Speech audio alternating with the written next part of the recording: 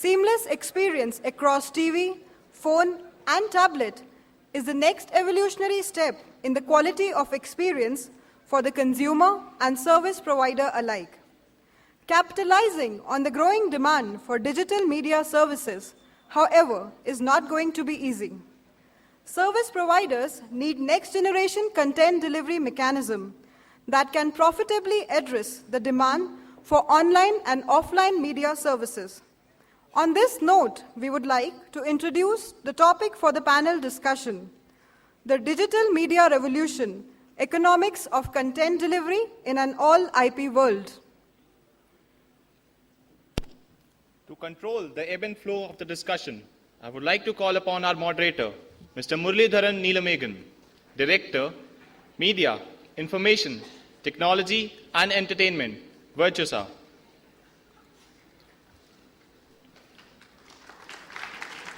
Sir brings over 16 years of experience in enterprise technologies, content management, mobility solutions, with a domain focus in telecom, consumer retail, healthcare, self-services, and analytics.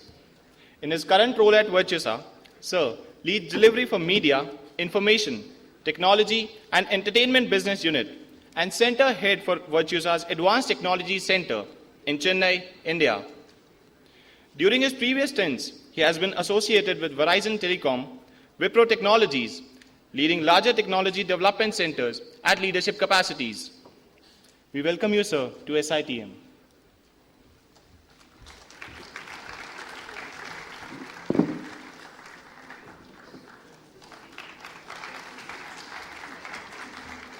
Now, may I call upon Mr. Burdin Dubash, Executive Director and Partner, Axis Risk Consulting.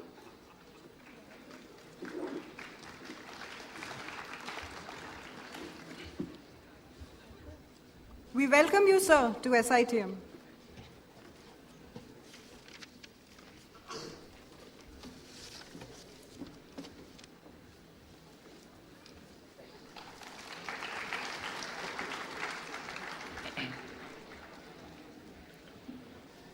I would now like to call upon stage Mr. Yogesh Bijlani, Country Head NGM, Asia Pacific Telenity.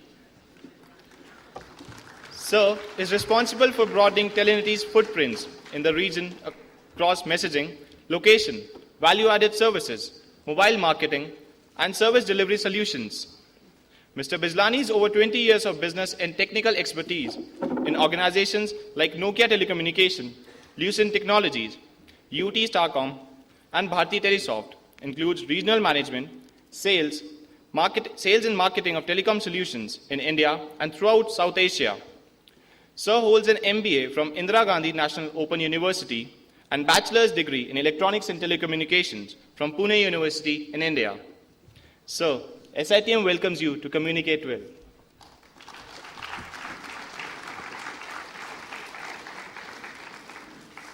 Next, it gives me immense pleasure to call upon Mr. Akbar Bhughani, Head, IT Innovation, Vodafone India. Sir is an IT and telecom professional with over 17 years' experience in strategy, innovation, engineering, program management in IT and telecom domain. Sir brings with him rich experience in leading diverse programs for telecom service providers in India, Taiwan, Finland, and UK. Prior to joining Vodafone, Sir has been associated with companies like Tech Mahindra, IBM Global Services, Tata Consultancy Services, amongst others. We welcome you, sir, to SITM.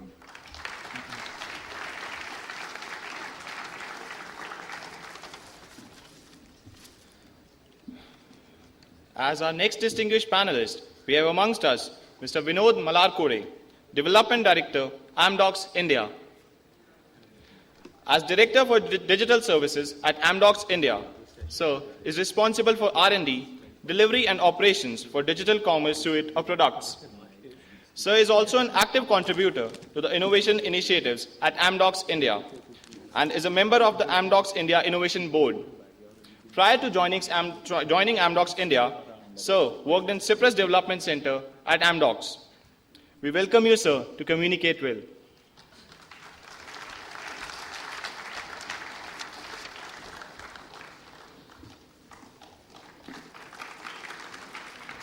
Our next esteemed panelist is Mr. Jay Maru, owner and director, Shemaru.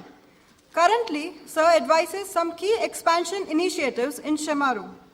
Given his strong technical background, he guides the team who are in charge of expanding Shemaru's reach on newer digital distribution platforms such as IPTV, video on demand, mobile, and so on.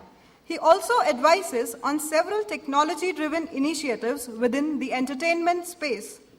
Prior to Shemaru, Sir worked for Citrix Systems Incorporated, Florida, for 4 years as a software engineer and team lead. Sir also holds a master's degree in computer science and engineering from Penn State University and a bachelor's degree in computer engineering from Mumbai University. We welcome you, sir, to SITM.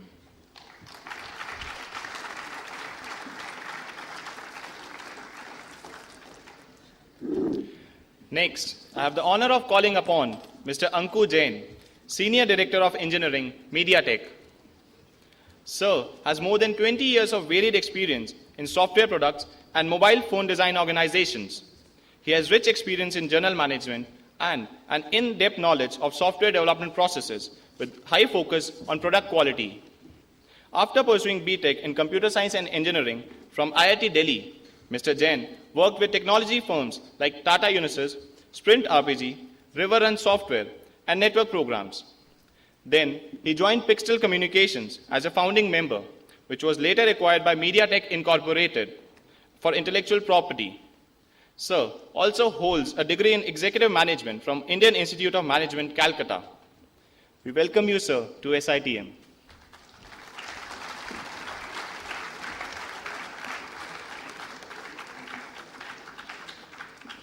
I would also like to call Mr. Dilip Molisha, Product Line Manager, Akamai.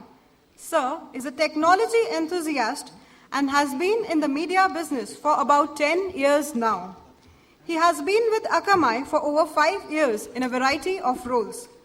He runs the media business here in Asia Pacific and Japan, where Akamai is striving to make internet the next video broadcast medium. We welcome you, sir, to SITM.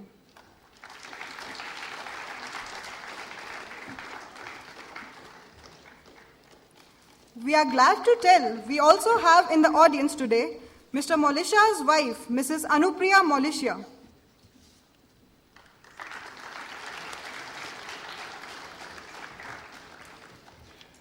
I would now request the chairperson, Mr. Muralidharan Neelamegan, to kindly preside over the discussion.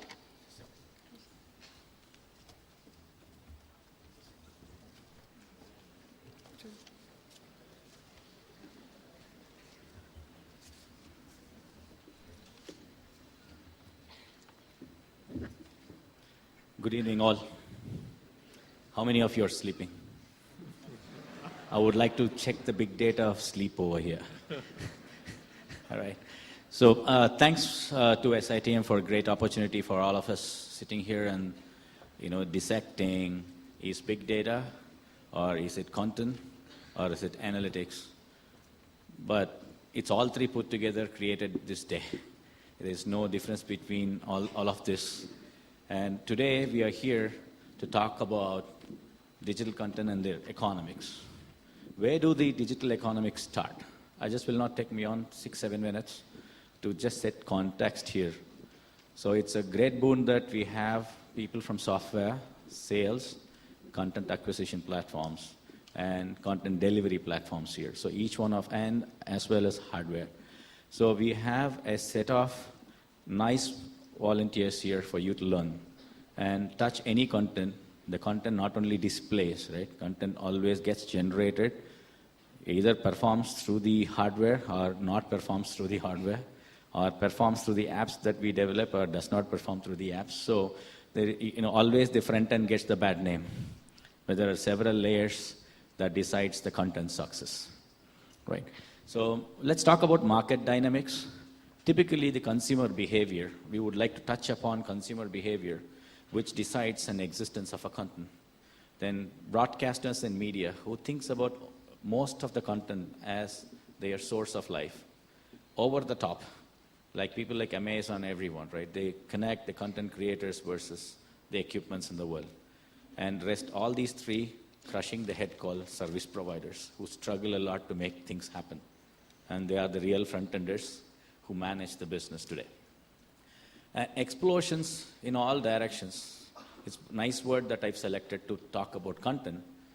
We have content over internet, then content over video over IP, which is emerging right now, but we are expecting it to be more than 90% of the content as a video over content. You would have gone to Google and see search, but still there is something called image-based searching, semantic searching. There are several ways the content is being expected by the consumer world. And service provider expanding all their services over cloud. That's another thing they're bringing in.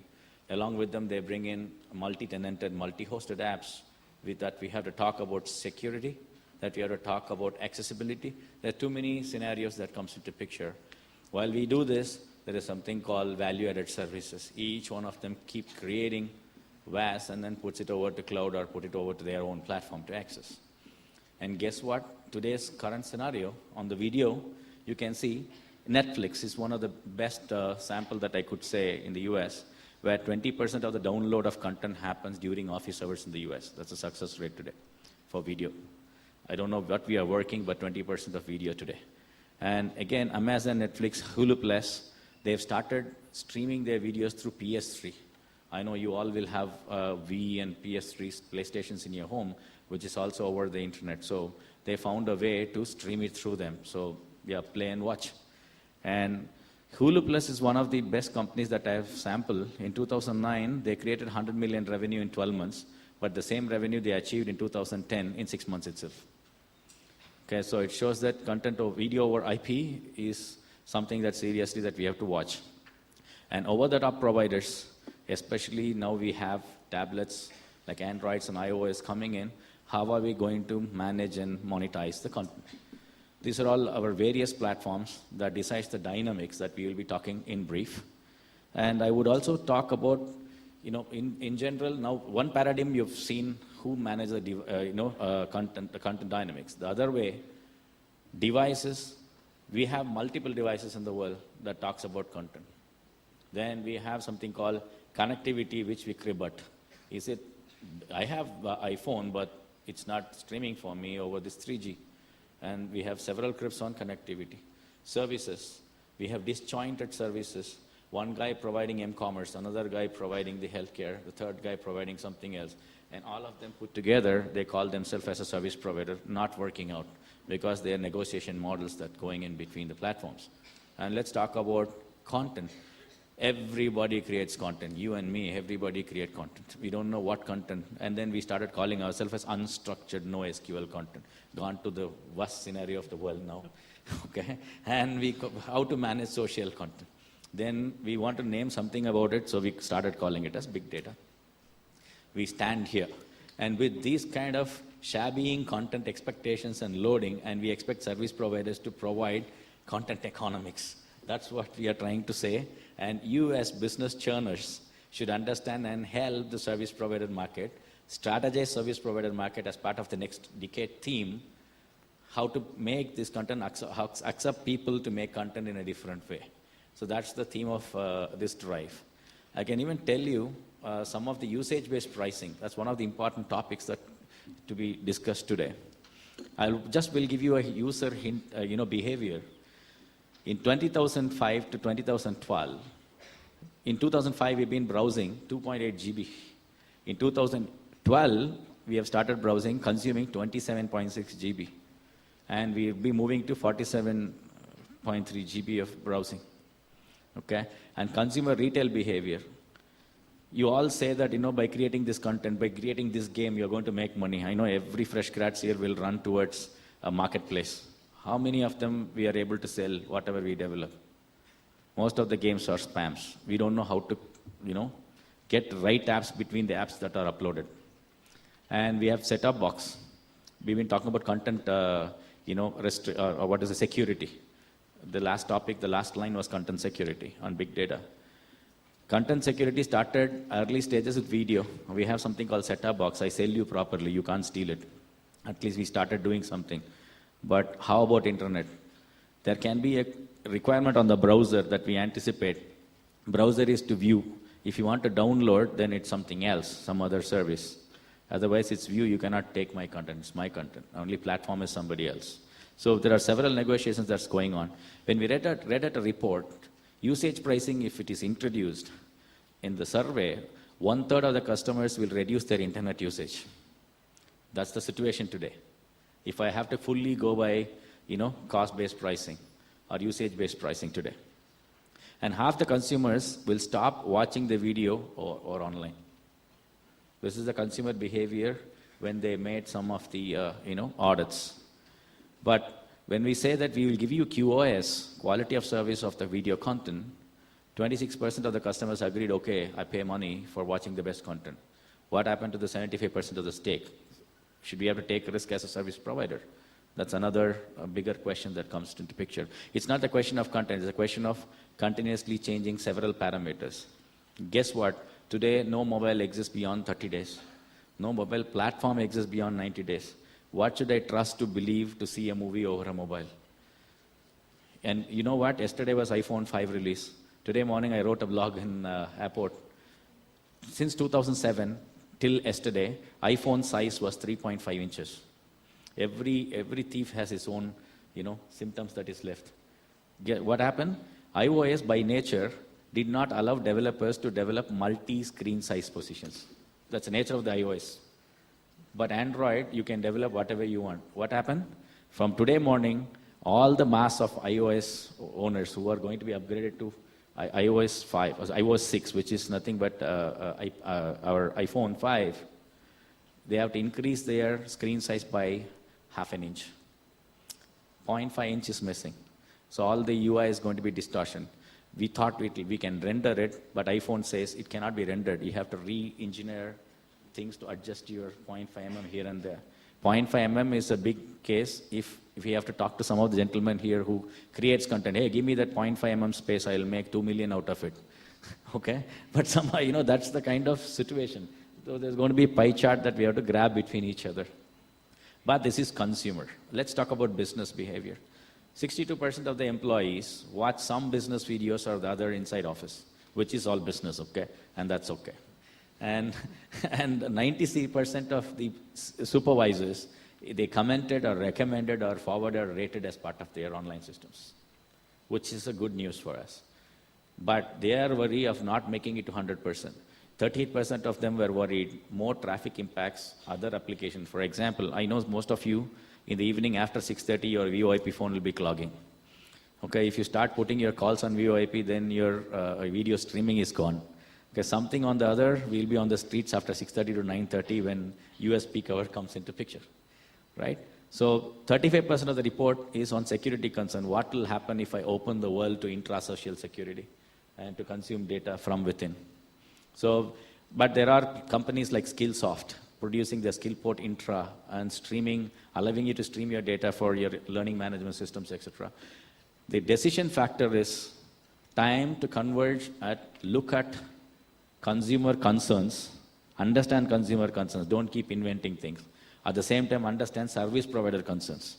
While we are innovating a lot of products, we are forgetting to bring these two guys. Unless otherwise consumer decides business, we will not stop innovating ourselves. Too much of innovation is stopping us from getting into usage-based pricing. That's the kind of assessment that went on in several forums. And if you are not going to change, as business guys here, if you're going to be like this, not going to change, it says by 2000, in $6 billion in 2006. If you think that's a great number, you're worried. But if you're going to do a real push on the SP, on net demand, right, then you're going to get, using CDN, $12 billion market. It's just a matter of how we approach it so that you decide you want to be as is at 6 million or scale up to 12 billion. That's what is the industry that lands today from a CDN perspective. And here is the birth of next generation CDN, NG CDN. And this is where this forum has to start talking about it. So my time is over. My content cannot be spammed beyond this. Let's get into, I would like to slice it by content, by hardware, by sales, by acquisitions, in this manner, even for a single problem. So each content comes through all these phases for sure. So let's hear the pain, the pluses, and try to take decisions based on it. So let's start from the most core portion of the product, which you and me are not even cared about it, which is the hardware. So I would like to invite Anku Jain, who from MediaTek, who really processes the content for us, but he's not known outside. And I remember the great word called Intel Inside advertisement. They just used the word Intel Inside because nobody knew Intel, but they were knowing IBM PCs. Right. So Yeah, let's actually, invite these him. days we have tried, saying MediaTek powered. Yes. Some of the devices. So that's the same reason for that. Okay. Thanks, Murli. I'll be talking about the device side. Of course, this topic is most about content delivery networks, but there has to be some place where you can consume that content.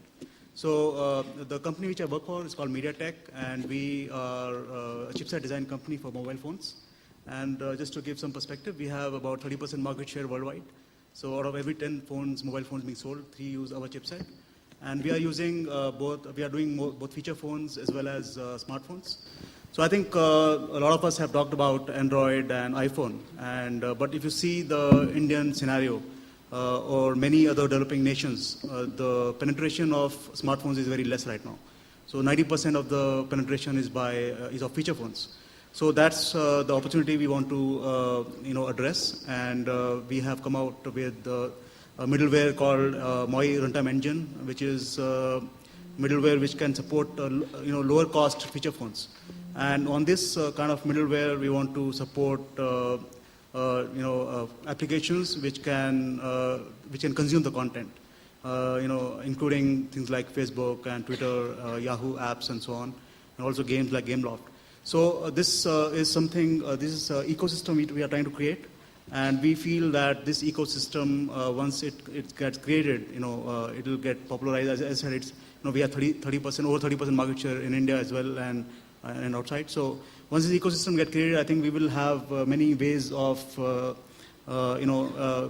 penetrating the mass market with the content consumption. So basically, Anku, one question is people have started buying a lot of devices now. Mm-hmm. That's Yeah. in the interest of service provider. We don't know for what we are going to buy iPhone 5. Today, a lot of guys would have bought it. Right. Okay. So what's this quad processor? How is it going to help us in content management?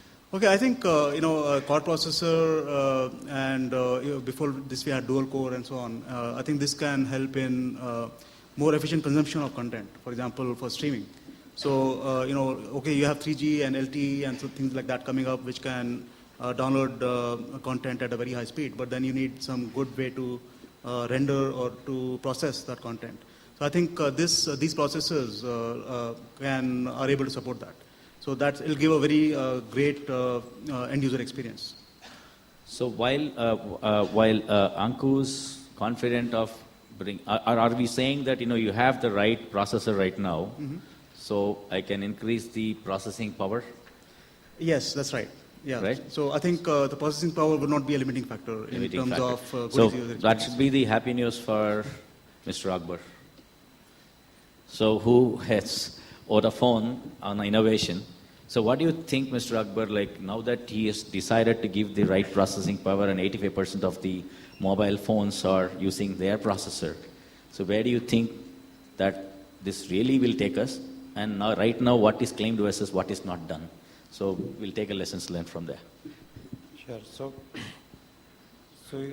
you mentioned a lot of interesting stats about how the content has grown. We know iPhone has been launched, and it is going to facilitate the faster consumption of the data.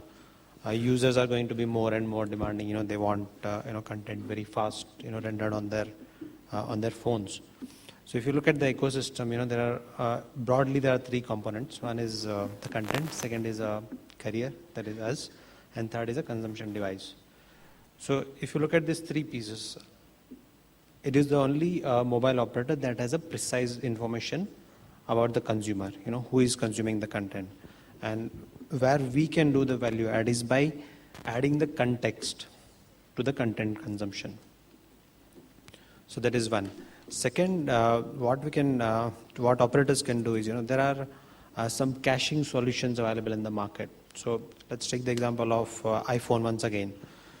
So new iOS is going to be, it's going to be around the corner, and let's assume that there are 50,000 iPhone users in my network, and if everybody tries to download the new patch, which I believe will be at least 500 MB.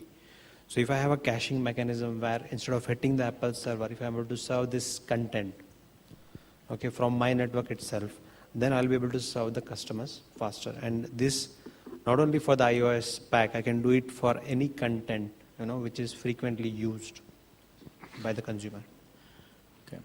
So, thanks. So, right now we were talking about iPhone, right? iPhone, is there any strategy in content delivery platform so that I'm not device dependent? I might develop, today we have converged into HTML5 as an end consumer mechanism. It used to be always iOS proprietary app, or it should be Android Java-based apps that we've been developing for various consumers while I'm consuming contents from each of the service providers.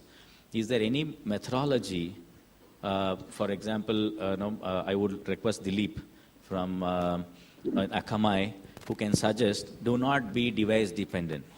Is there any way, Media XML, I just wanted to give a hint about it. Some of you would have learned something called Silverlight or Adobe Flex. Okay, we call it as a multimedia-based development environment. And they come out something called MXMLs, Media XML. Media XML is like, I was just talking to some of the folks here, you can save your Word as an XML today. It includes your words, user interface, metadata, and also the content data. So you can export and import to a target Word document as if it's a Word document plus all your media data being there. If that is there, and once all the software is going to become SaaS, software as a service, is there any strategy for the biggies like Akamai where buy whatever you want? You don't have to redo your things, and that's the way I save money for service providers. Absolutely. I think great segue. So if you look at it, let's say this particular presentation, right? We want to get this available on a desktop, on a television, on a mobile phone. How do we do it? I did see an FMS encoder over there. Typically, you would have to have different renditions, one for a small phone, one for an iPhone 5 with a larger screen, one for a television. It becomes extremely chaotic. And he also did speak about how there was Adobe Flex, there was Silverlight. So the different formats. So a Windows mobile phone will require a Windows streaming protocol. And Android would need a Flash streaming protocol. iPhone will need an iOS streaming protocol. So there are the three formats that you already need. Now, there's another issue with this, the device screen size, right? Now, let's say we have 7 different renditions that are required. So 3 formats, 7 different renditions. So if I have to publish this video that I want to share, I need to have 21 different copies of the same video, which is a nightmarish issue to actually take care of. So instead, what we are telling is, content owners, content producers, build the best quality content you can, and let's bear the headache of the device screen size, the formats. So what we do is we'll take one really, really good quality stream size from you. We'll take that content, and on the fly, based on what content is being requested on which device, we will deliver it on the fly. So imagine the time you've saved in transcoding, in uploading, all of that through a content delivery network. You can send it. You can just send one really good quality file, and you can forget the headache of all the complexity that is required. And that's the actual value of a content delivery network, because we're in a very, very exciting time in our lives. We're redefining the broadcast medium. The television medium, I believe, was very simple. It was an aspect ratio of 4:3 television, either 14-inch television, 21-inch television. We had everything coming from a transmitter. Either it was NTSC or PAL. That's the kind of complexity we were looking at. But now, just as I mentioned, 21 different formats, newer technology coming out. So we're in an absolutely exciting time, and these are interesting problems to solve. Right. So now let's look at Jay from Shimano. So we sold Akamai right now, right? Are you experiencing, maybe I belong to that, okay? So are you really experiencing this single uniform delivery once you provide a content to provider like us? Example. or you still face the challenges? I would like to know, because you are the core creator of the content, what all your pain areas, what all you want to scold us? It's not a question of scolding, but it's just a question of practical realities. Yes. So there's 2 or 3 different views of the world, and you need to remember that they all 3 coexist, right? One view of the world is, I will give it one time in high quality, it'll get converted to everything universally in whichever provider wants it wherever in the world. We're moving towards that, but that doesn't exist for the simple reason that despite the fact that Dileep and Akamai are doing a great job, they're not everywhere. Not everyone is using them. They're not everywhere. They're not the ones we're always dealing with, right? And so if, for example, Akbar's team decides that they're not exactly using that solution, they have a different solution for Vodafone's very, very awesome, Rupee One store, which delivers awesome videos. Unfortunately, that's not going on the solution that Dileep provides. So I got to provide it to them in the format that they need. I got to provide it to whoever's using Akamai's solution in the format that they need. Now, yes, to the extent that somebody is using the solution that Dileep talked about, yes, that person I will probably be providing one, and that's it, I'm done. So I ask But- you a different question, Jay. What are platforms that any content delivery platform companies provide? It's like your wife, you just can't get rid. You have to stay. Okay? So he creates something and I create something better than him. You cannot come to me next day morning. You have to shut down your company because that's the costliest thing that you will do. Because you've set up your business process environment in such a direction, conversion mechanisms in place, you started reducing your OPEX while delivering, the content that you wanted towards that platform side. And have you ever tried migrating from one of such platform deliverables to another? Because I generated this from your question. Not everybody runs Akamai. So tomorrow there's a situation that you need to run Akamai. Do you have a dare to move from the current system? So, and that's exactly why I said, so the simple view of the world is that eventually we will move towards that kind of nirvana where we'll do one thing and it'll fit everywhere. The reality is that's not how the business is currently structured. It's a value chain. I am dealing with a dozen different types of platforms. Each of them will have their own solution. In the short term, right, there is no alternative to providing deliveries to your partners in what they need and optimizing it. Because in the short term, we need to understand, we're all fighting to ensure that while we're waiting for nirvana to happen and everyone migrating to this great, not just a universal solution, but even a universal standard. And I will actually say the same exact thing applies to what you were saying about HTML5, etc., etc. Yes, in the long term, HTML5 hopefully will rule the world and everyone will converge on HTML5. In the short term, that doesn't exist.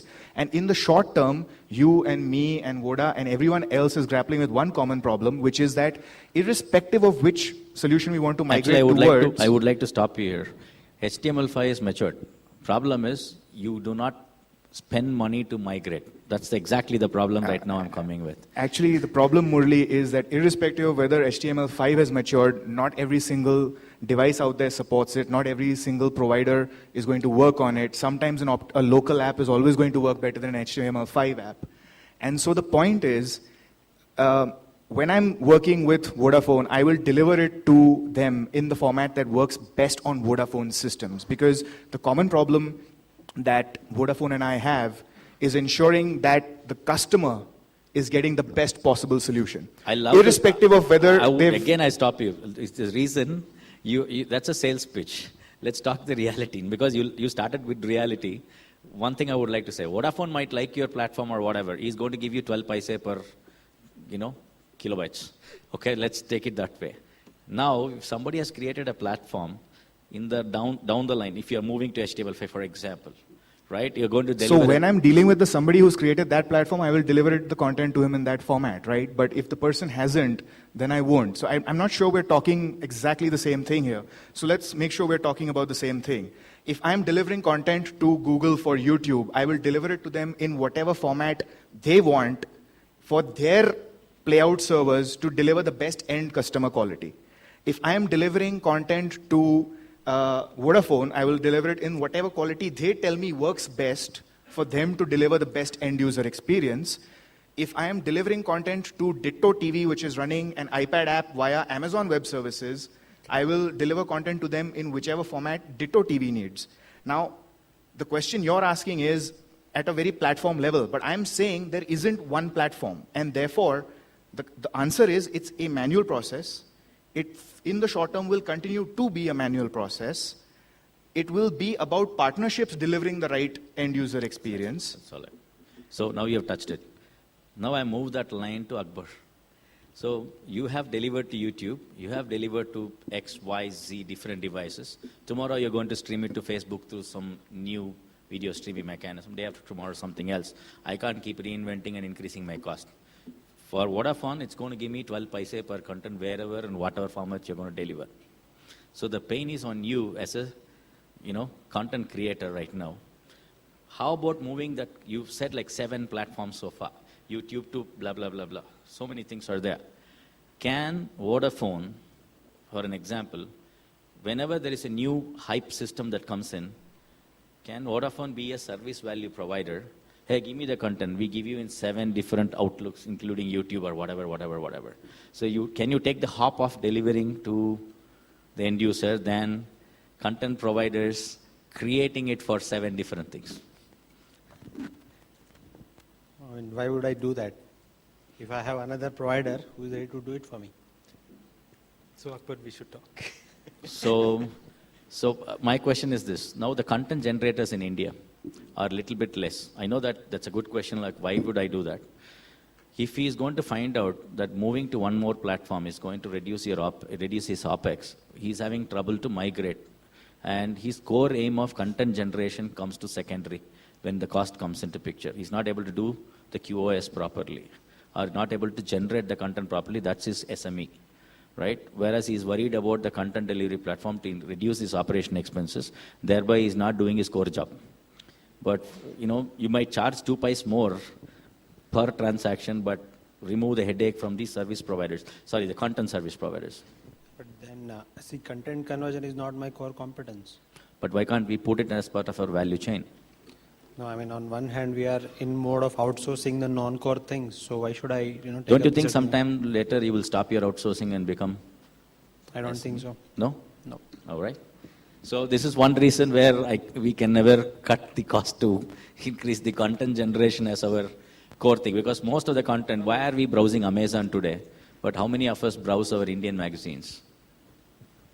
I don't necessarily think that's true, Murli. I think it's about, the processing will move to wherever it makes the most sense in the value chain as a business, right?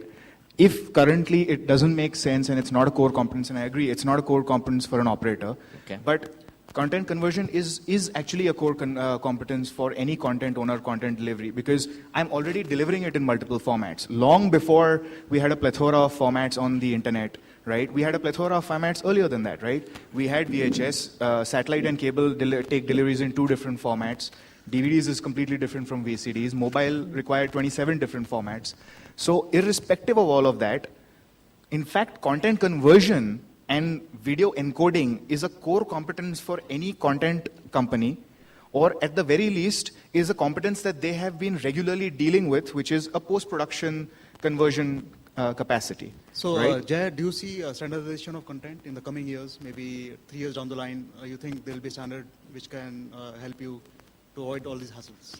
Like right now, of course, you said that there are too many standards. There are too No, many that cannot, formats. because But maybe things are... it's not possible. Because when you moved away from your just plain DVD or plain movie song CDs, which was like 8 MBs in size, and when it became MP3, which became 1.2 to 1.5 MB in size, we'll try reducing and stripping the byte size so that we have to keep changing the formats. No, but different players in the value chain can co-work to bring up a standard. I think that's what has happened in many other industries. Let's put it this So way. that's what, If I you was look at asking, the is that going to LMS happen system, or not? right? So standards are emerging, and so the point is that as standards emerge, some amount of the confusion goes away. But as he rightly said, the fact is you also have competing standards because the people developing the standards couldn't see eye to eye.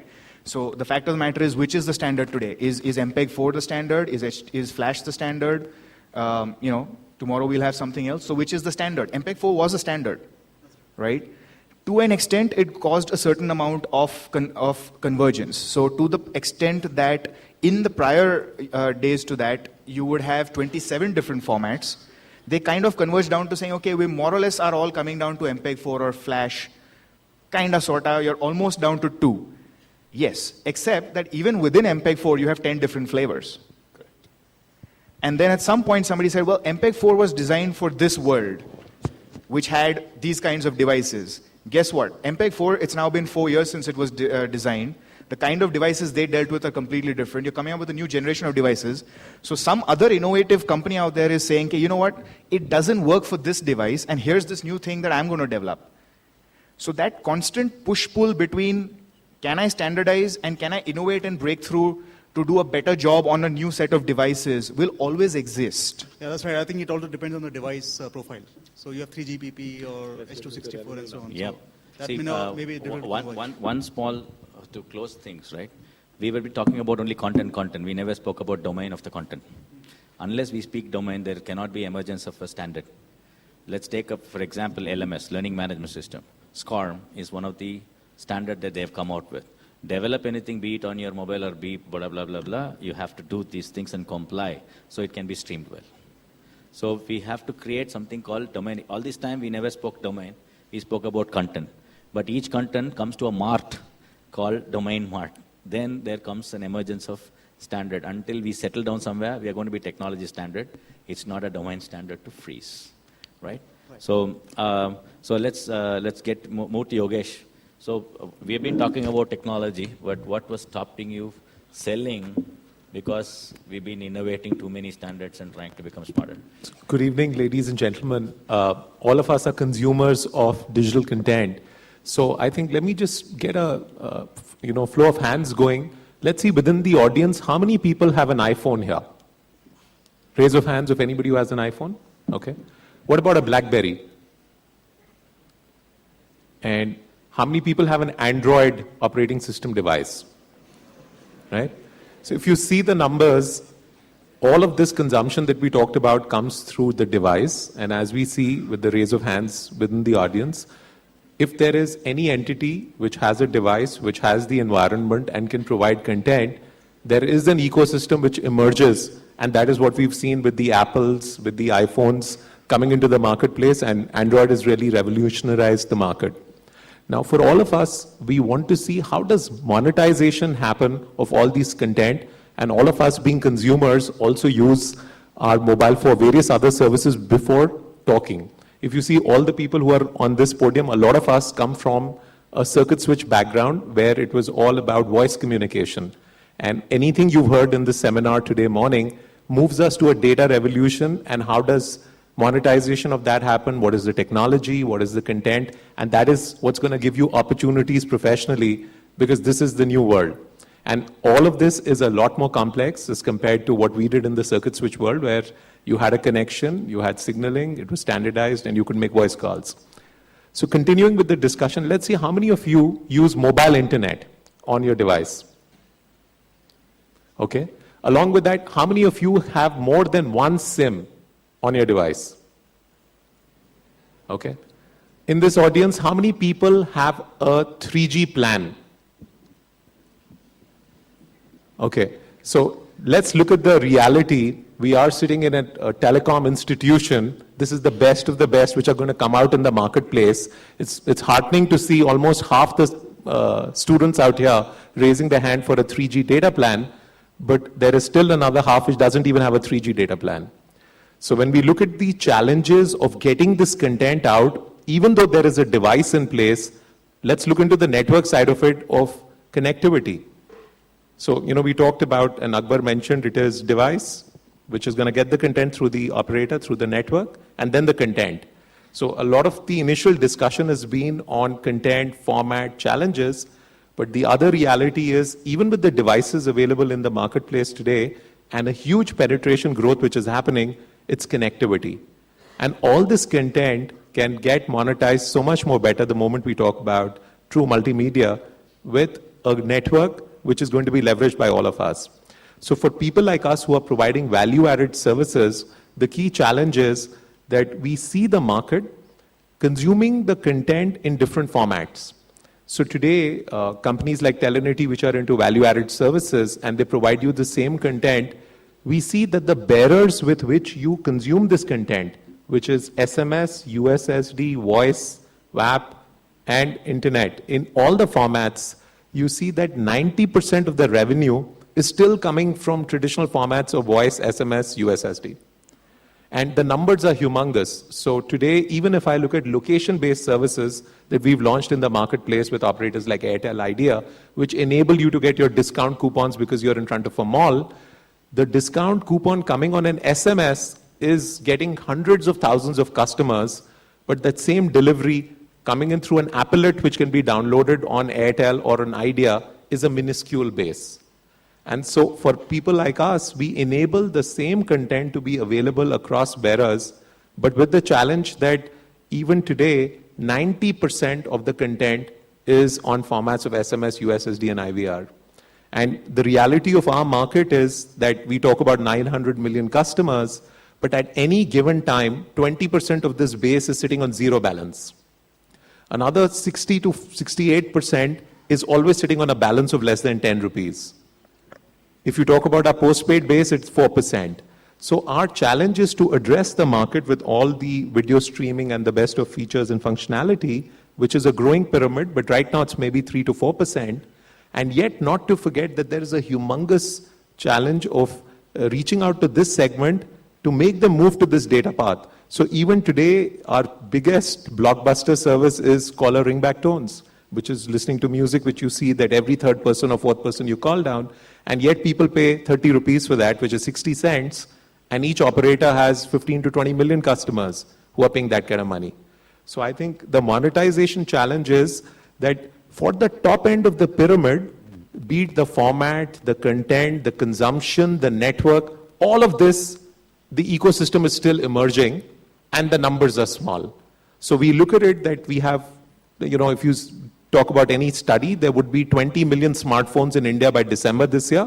But if you see how many million customers on a 3G data plan, it's not even half.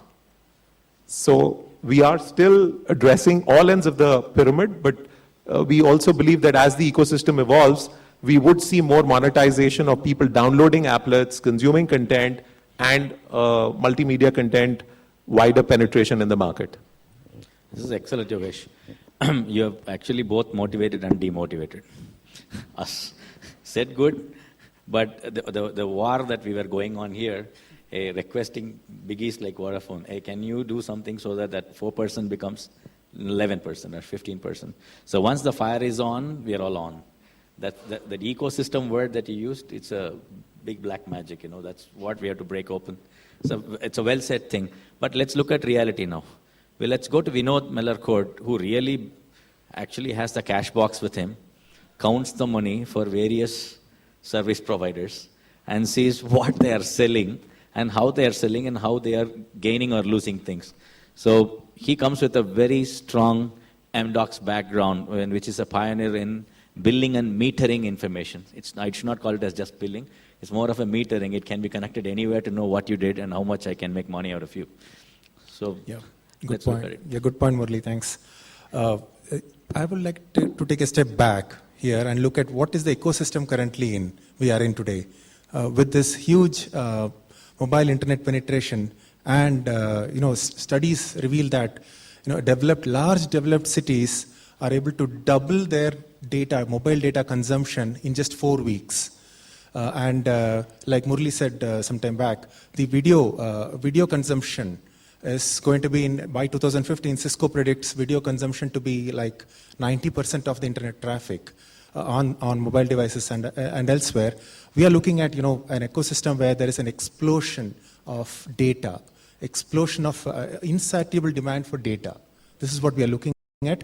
And what is it for consumers, for subscribers like you and me?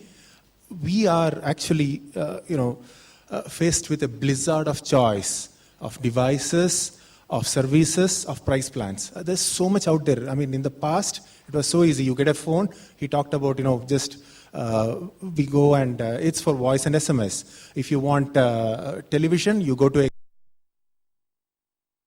box and you have it ready.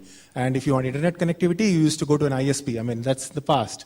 Today, mobile device becomes an internet connectivity, and mobile penetration is increasing so much on the mobile on the mobiles that what consumers really want is simplicity. They want to see value. They want to see a price plan that's defined for them.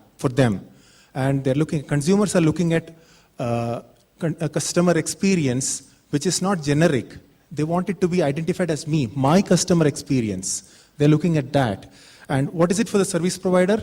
Service provider has to face this insatiable demand for data and make sense of all this, optimize his network, and introduce new monetizing, just like my panelists just talked about, monetizing models.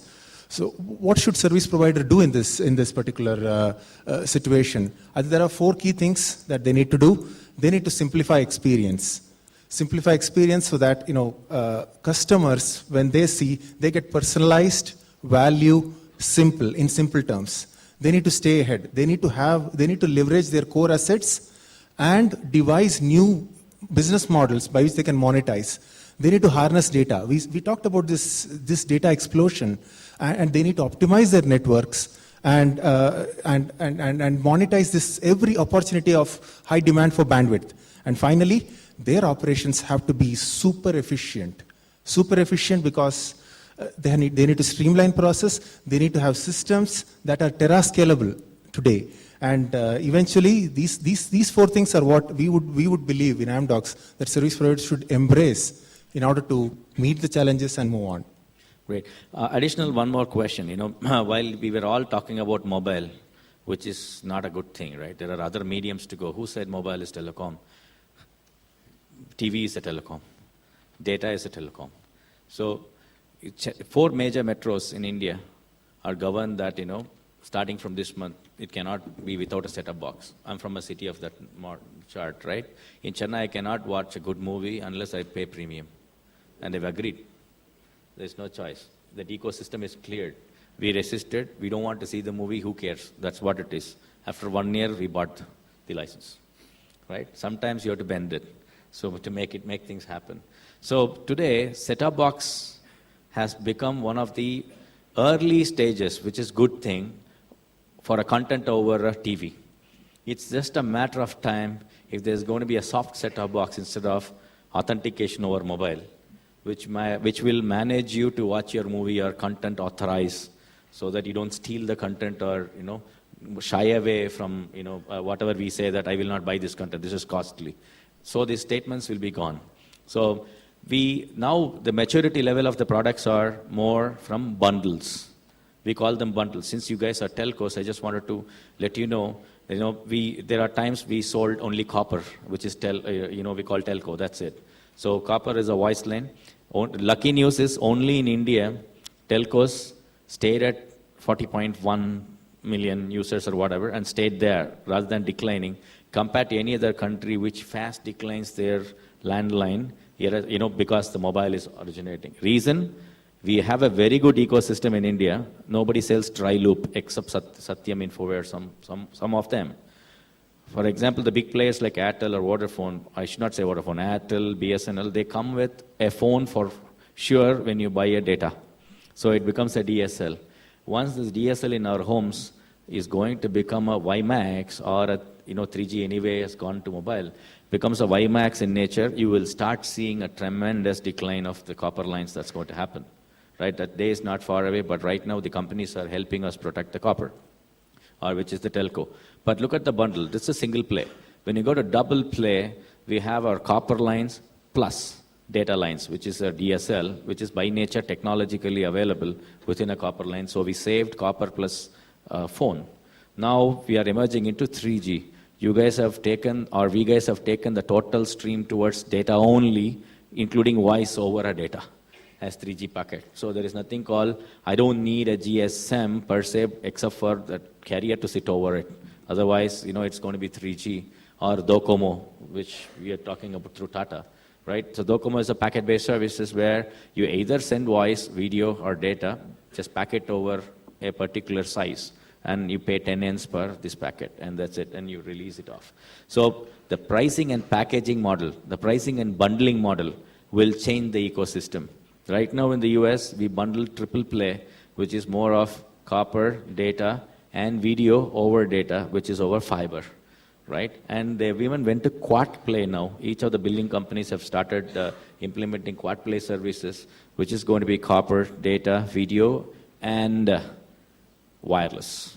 So that's a bundling they are doing. So while we are emerging the ecosystem as advised, we are also bundling ourselves so that people start getting used to it and do not split things and see. So in this way, we enable all the content developers to push the data to change or mature the ecosystem.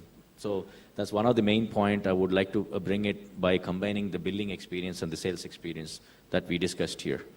So finally, the reason why we kept Mr. Burrs in, because we are all creators of content and large spammers, that's what I used to call.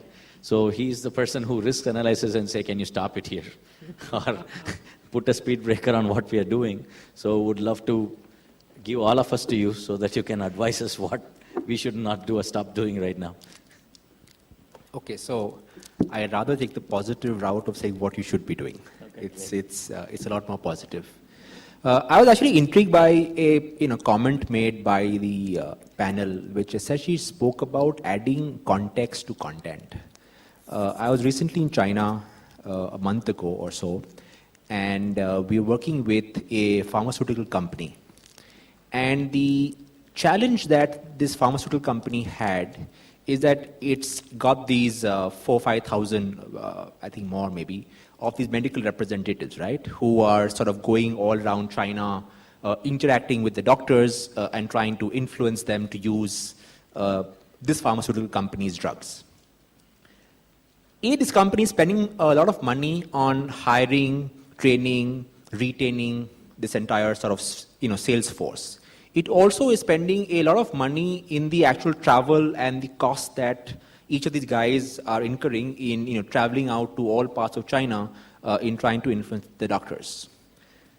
We are working with I don't know how do I sort of describe that company, but let's call it that it's a content company who has developed a application that sits on either Android, iPhone, sort of, or a BlackBerry sort of platform.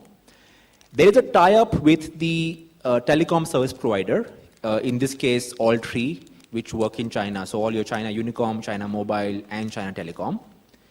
And what this does is that it loads this app onto every sales representative's smartphone. Every time that this, sales rep, goes in to meet a doctor, he needs to sort of log in that application, and automatically his activities are getting tracked. So what's happening is that, typically think about it, this guy, makes a flight booking to go, to a place. He goes there, he stays in a hotel. He visits a bunch of 4 or 5 doctors.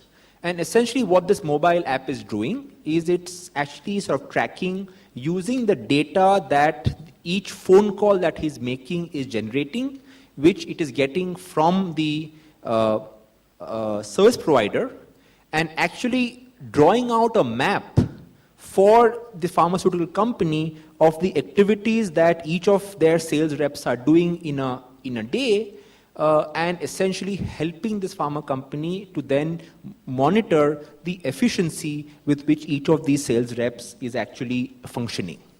It's also using this app to actually control the cost that these guys are spending, because each time that a rep walks into a hotel or he walks into a restaurant and he does a business expense or whatever, he is required to what will you do? So if you're going to a restaurant, you will call ahead, you will make a booking.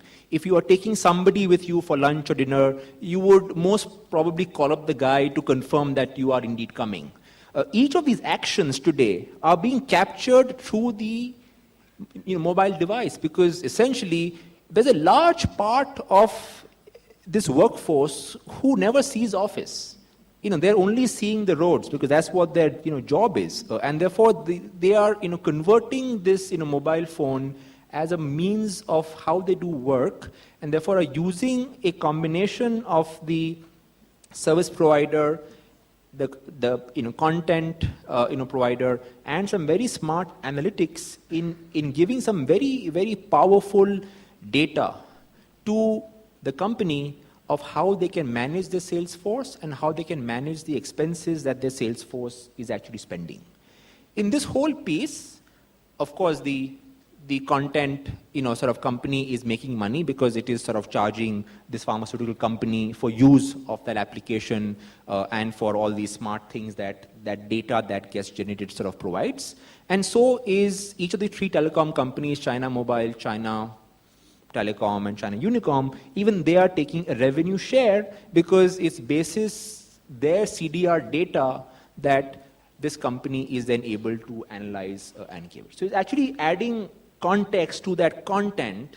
It's a classic example of how all three, this whole ecosystem seems to have tied itself up with trying to solve a business challenge, which was how do you improve Salesforce effectiveness. So I think that was a great example that I came across, and I was very excited to sort of work with that company because it used GPS, it used call records, it used photographs to essentially give this whole Salesforce sort of analytics on. Yeah, I'll just like to add a point here. What Berzin said is that for all of you who are in the audience right now, I made a point that take location-based services, which is what we do with most of the operators in India. It's exactly the same. So if you dial *988#, and if you're on Idea, the service is for free. You get to know your location. You can get to know deals. You can get to know the location of your friends.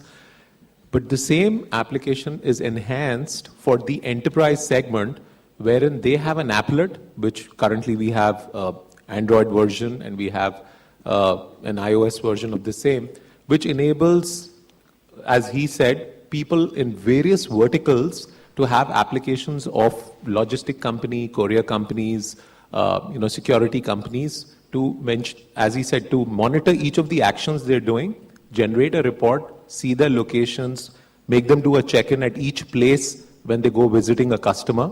And as he says, we see tremendous growth in this segment because the enterprise companies are willing to pay for it. There is the combination of it's truly a value-add service because there's content, there is MIS, there is reporting. All these things are meeting a industry need or a market segment need, and they're ready to pay a premium for it.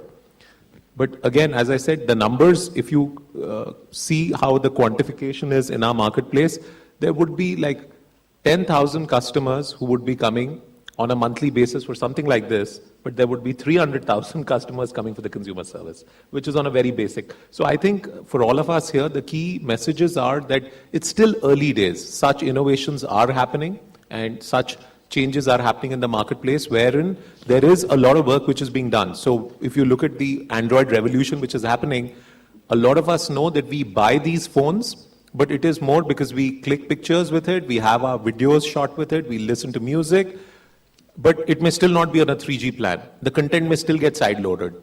And it is, how does this phone then get integrated into the network and have meaningful applications for you as a consumer, which is going to open up this whole digital value chain for all of us, for a larger segment. Agreed, it's a great thing. So we're going to land the flight. So before that Q&A session, let's ask you a question. How many of you have Gmail ID? How many of you can delete your Gmail ID? Only one. Okay, great. So you've been tracked and I can find you somehow in next 2 years what you did for your past 10 years. That's the content. Welcome to the world of big data. So you don't need to submit your resume. You don't have to tell me that you're a great guy. You don't have to tell me that you know what. So this is a date. This is the same question for the past 6 months, wherever I go ask, and it has become one. And that's a rare scenario. It used to be called hotmail.com. I changed my ID n number of times. But today, we refuse to give back one Gmail ID, which is an open source ID, and we don't need it, and it's free. But including the CEO standing in this floor, does not want to give away the Gmail ID. So ecosystem is changing. There's no choice. Already when you bought your mobile and registered your name and entered your Gmail ID, you're dead. So people are tracking you. And it's not only Salesforce, PeopleForce will be tracking you what you're doing. So that's enough. And Google is working on all backends in different ways because you've already told you are Murli and you are so-and-so. You bought it here and this is the latitude you registered. Thank you. That's where the game starts.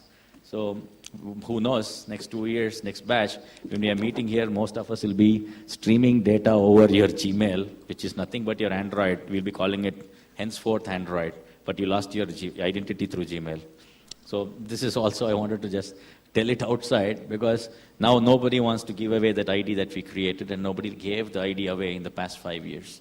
It was kept. That's the starting position of social media. So with this, because of the interest of time, I kindly request you to put 2 strong questions to the panels over here and we can take it up and then we can close for the day.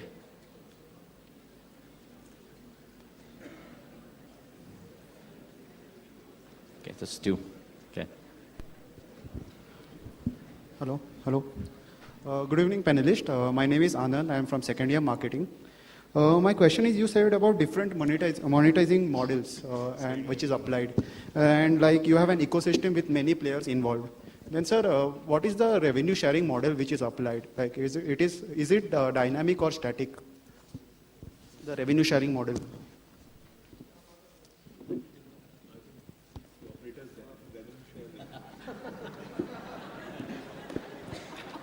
I was trying to avoid this.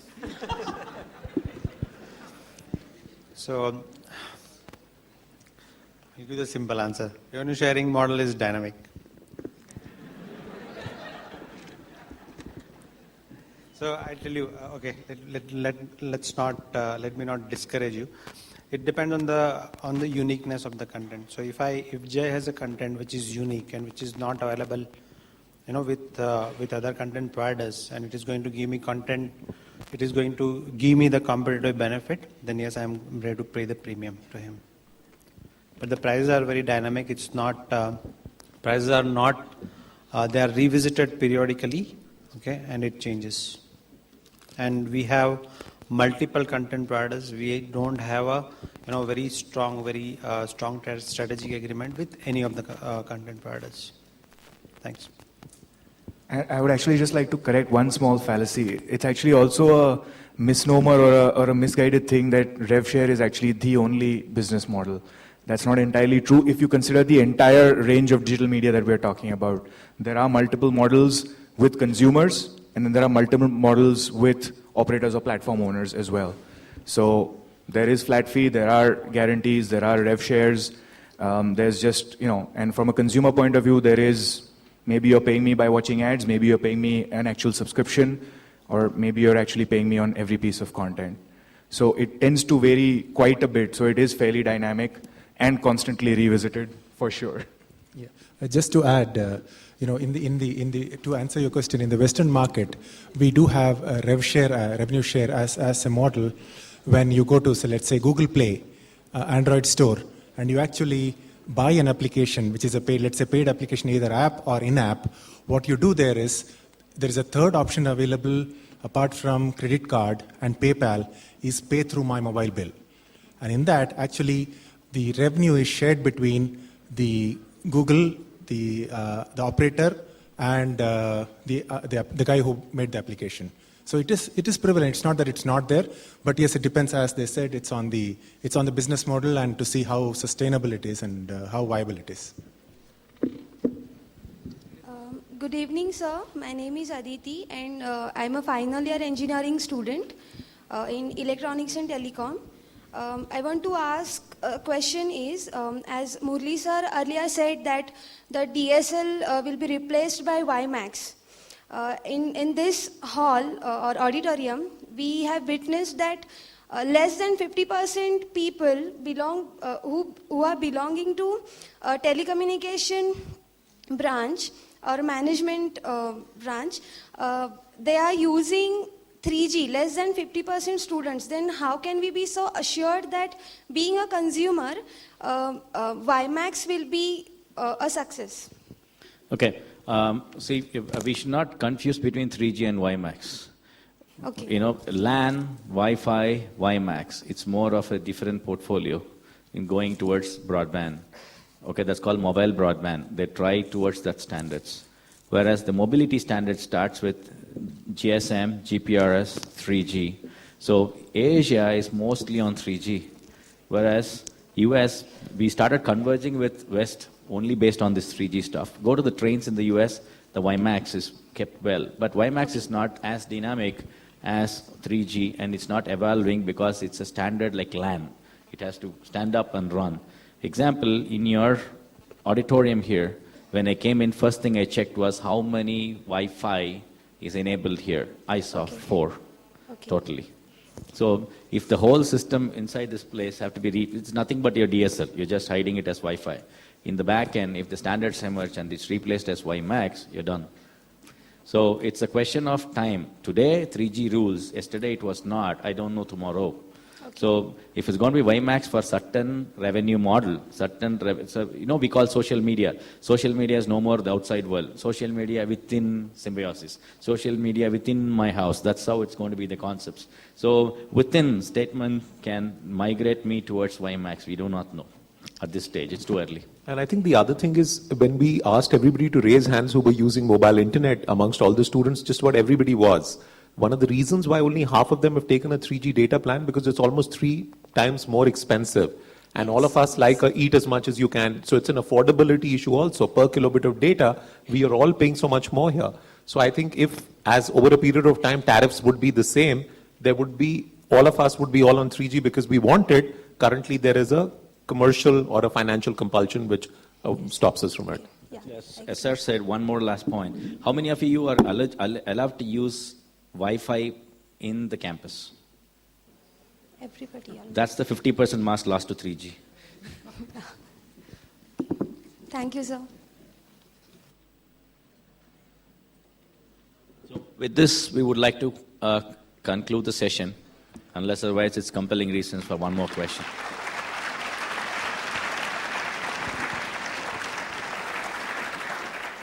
Thank you, dear panelists, for that enlightening session.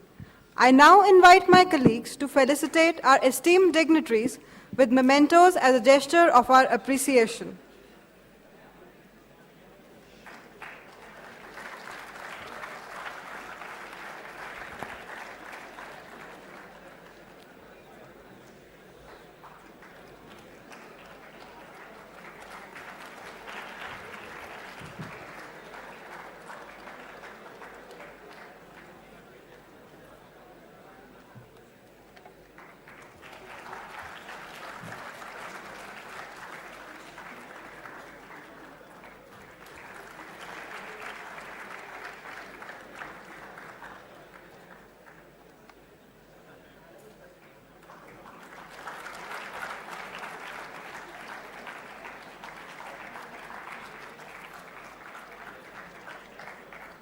We thank our panel members for joining us and would now request them to take their seats amongst the audience.